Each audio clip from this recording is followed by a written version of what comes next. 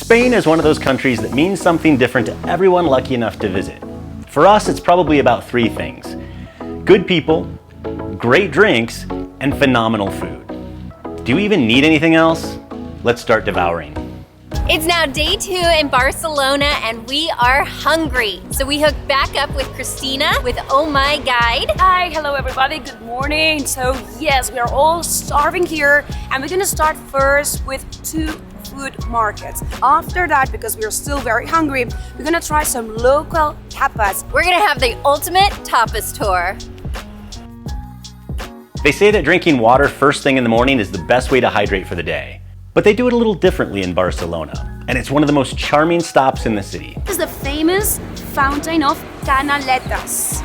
There are 16 identical ones, but the one here on La Rambla is very special because people say that if you drink water from this fountain, you will fall in love with the city and you'll have to come back to Barcelona. We are falling in love with this wonderful city. Yeah.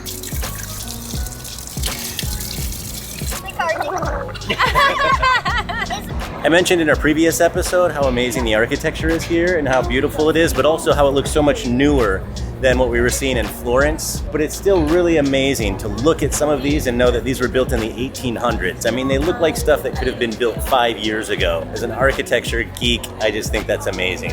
To get down to the market, you can walk down La Rambla. Spanish poet Federico Garcia Lorca once said it was the only street in the world which I wish would never end. That was a long time ago, and while it's still a beautiful tree-lined, pedestrian-only street, it can get crowded during tourist season. Because of that, it's lined with almost endless cafes and souvenir kiosks, not to mention more than its fair share of pickpockets. So whatever you do, don't walk around with your expensive phone sticking out of your back pocket. Exactly here where we are, where now the market is located, there was the convent of St. Joseph, which got expropriated in 1835. The Mercat de San Josep de la Boqueria, more often referred to as La Boqueria, is an icon that's home to another icon, Juanito Ballén. Ara tinc 87. He's telling us that he's 87 years old, Juanito, and he's been here for 80 years. It has a lot to do with the story of Pinocchio. He's dressed like him as well, and he prepares the best coffee, the best chuchos. There's a little restaurant in the market of La Boqueria. First stop in the market is Pinocchio Bar, where we're gonna get a little coffee and chucho, which is really sweet, and I think the kids are gonna like it. I realize that this is a tapas tour and we've yet to even see a single tapa, but how can you fully appreciate something without understanding its origin? It's markets like these where locals and food vendors buy the fresh ingredients to create those little bites of heaven. These tomatoes right here are the ones that you use to make the tomato bread. It's a really traditional tapas. By the way, according to The Joy of Cooking, tapas were originally little slices of bread or meat which sherry drinkers would use to cover their glasses between sips to keep the fruit flies out. Hence the origin of the name tapa, which means to cover. So clearly ham plays an important role in tapas cuisine. Buy a coneful or an entire pig. But seafood is no less common in tapas, and it doesn't get any fresher than the stuff you find in markets like this. In Barcelona, in the old Roman colony of Barcelona, they ate a lot of oysters. They ate so many oysters that now we have very few in the Mediterranean. Unlike in the States, canned food is really popular in Spain, and it's really fresh. It's a great way to pair a little bite with your wine or beer. Some razor clams, for instance, some clams, some berberechos, which are teeny clams, very popular. If they're good, they shouldn't have any sound, right? Caracoles, which are the sea snails, little sardines.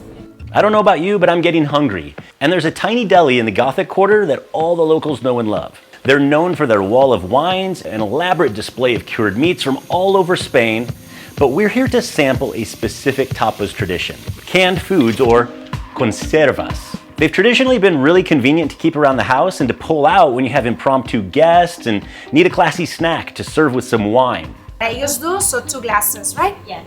But because we are in Barcelona, we are in Catalonia, I wanted you to try priorat. So let's... Priorat. All right, priorat. That doesn't sound very appetizing. One more time. Priorat. Priorat. Very local wine from the south of Catalonia. Catalonia. Catalonia. It's a Catalan wine from Catalonia.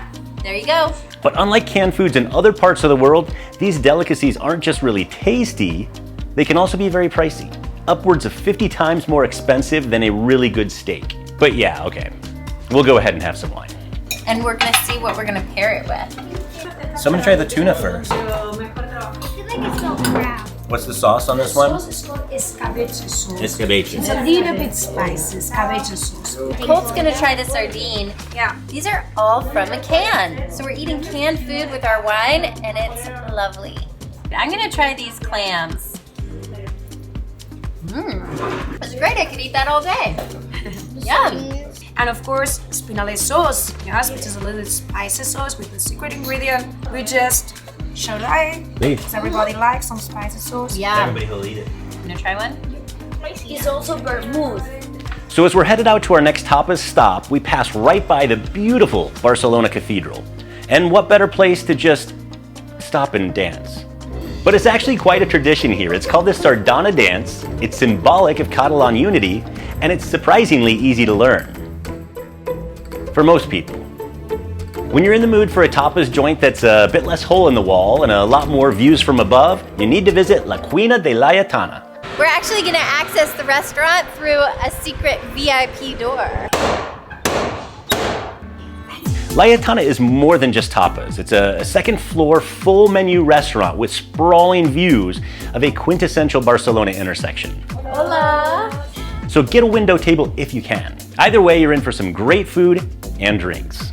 So Cristina tells me that the most unauthentic thing that people do when they come to Barcelona is have sangria, except for one exception, and that is sangria de cava. Exactly. The red wine sangria that you can see in many different places is just for tourists. So if you really want to be a local, never order red wine sangria. Instead, if you want sangria, you can try a specialty here, which is the cava sangria. Salud. Salud. It's bubbly sangria. Yum. When it comes to sparkling wine, France is known for champagne, Italy for Prosecco, and in Spain, it's cava. So everything that's in the sangria, besides the cava, the sparkling wine, we have orange juice or citrus juices. Is there any kind of liquor like brandy in this kind? Sangria is again one of those drinks or specialties that every chef has a special ingredient, the secret ingredient. In this case, we're having sangria de cava, and we can really taste the secret ingredient is anise. As Cristina says, we are going to prepare the most beloved tapas in Catalonia, and it is tomato bread. Do you remember those tomatoes I pointed out in the market? You take half the tomato, we're gonna rub it all over here, and we soak it in olive oil, right? Correct. And some salt. Oh yes. I love this tomato bread. We got a little bit more food on the table now. We have some ham, cured ham. Yes. All hyperbole aside, this is by far the best ham I've ever had in my entire life. You can tell, look at that color, that deep color instead of being very light pink. No. And these are little flash fried jalapenos. What do we call them here? Here they are pimientos del padrón. Another very, very traditional tapas in Barcelona are croquettes. So this one is a codfish croquette, and this is an Iberian ham croquette. And with croquette, you can be as creative as you want to or as you can. So imagine that you had chicken or turkey last night and you have these leftovers, you don't know what to do. That's the best way to prepare croquetas. This is my favorite bite at this table so far. The texture of it being like almost a creamy, mushy, and then the crunchy, really crunchy on the outside. That's really yummy. I want you to try one, babe. So soft. Well, this was fantastic, and this is more of what the locals will go to for a tapas. And now we're gonna check out another tapas place. Now we're on our way to a more upscale tapas place. We're gonna try a little more fine dining tapas. Exactly, we're gonna go to Lolibes, we're gonna try some tapas and cocktails. Woo! We like cocktails. In Barcelona, tapas are an almost universal concept. They're essentially appetizers, so it shouldn't come as a surprise that you can find some great tapas wherever you go. In this case, we're going to Lolibes, one of the top restaurants in the city. In fact, this place is so good that we ended up eating here twice. Where La Pineda was quaint and charming, L'Olive is spacious and social. They have this sprawling open kitchen, walls of wines and Spanish pottery, and like any restaurant in Barcelona, they put their own spin on some tapas classics. So here we're having some more upscale tapas. I'm gonna start with something fresh, which is a salad. It's called esqueixada de bacallà in Catalan language, which means basically raw cod fish salad with tomato, olives, and olive oil. This codfish is like a cross between a sashimi and a ceviche, so it's raw. Yep. But with a universally delicate tooth. It just melts in your mouth. Very fresh. I love the flavor.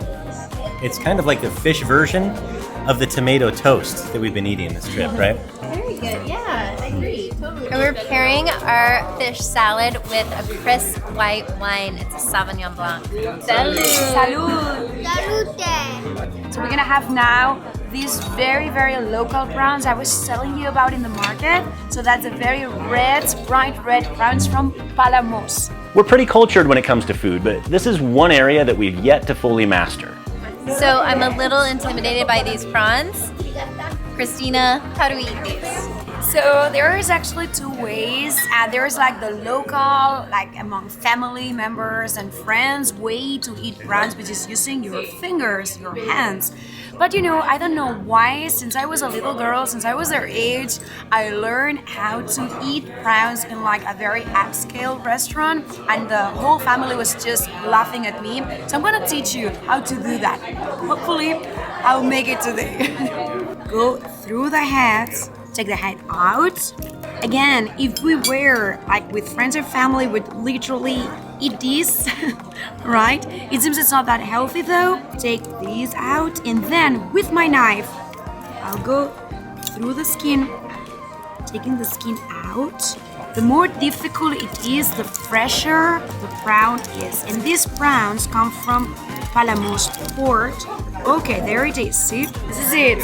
And you know, one thing about Europe and the States, a big difference is like, in Europe, it's totally fine just to eat like this, whereas in the States, we would go like this, so we'd switch hands. This is so fresh. Oh man, that's good. Right? You really taste the sea in a very, very good way. I mean, that tastes like you're out on a boat and you just pulled this out of the water.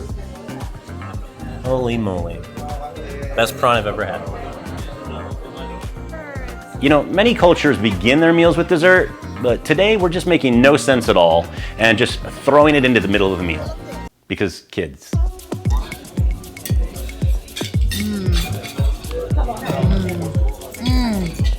Very good.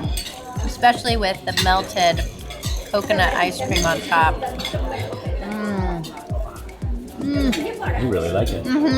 So now we're gonna have octopus pulpo, which means octopus in Spanish, a la gallega. So it's a Galician style. Galicia is a region in the northwest of Spain, so exactly opposite side from where we are now, because we are on the northeast. And in Galicia, they have really good fish coming from the Atlantic. And what we're gonna have is this very fresh octopus with a potato base and red pepper. All right, this sounds amazing. Let's try some octopus. It has a little bit of spice after it. That's good. I'm a huge fan of octopus. I've never met an octopus I didn't like to eat. It's the perfect level of tender. Now this is one of the signature dishes here, and it is a chicken cannelloni with fresh shaved black truffle, and it looks amazing. Here, babe, I'm gonna give it to you first.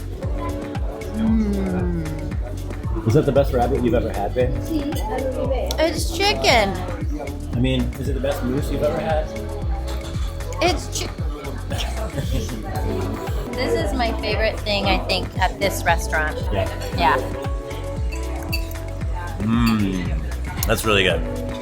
Very chicken forward. So much chicken flavor in it, I love it. This is very unusual, but the truffle is actually subtle. And the perfect finish for the tapas extravaganza that we had today, it's going to be espresso. Martini. Oh, this is my kind of espresso martini. It has such a strong espresso taste, which is my style. It's my favorite. So please subscribe and like and hit that notification button because it will tell you when we have new episodes available and you don't want to miss what we have coming up. We have a dining tour in Barcelona coming up as well as all of our other travels. So please come along with us. Cheers. By the way, our itinerary for this entire trip is now available for download. Just go to followabc.com/itineraries and you can copy our trip.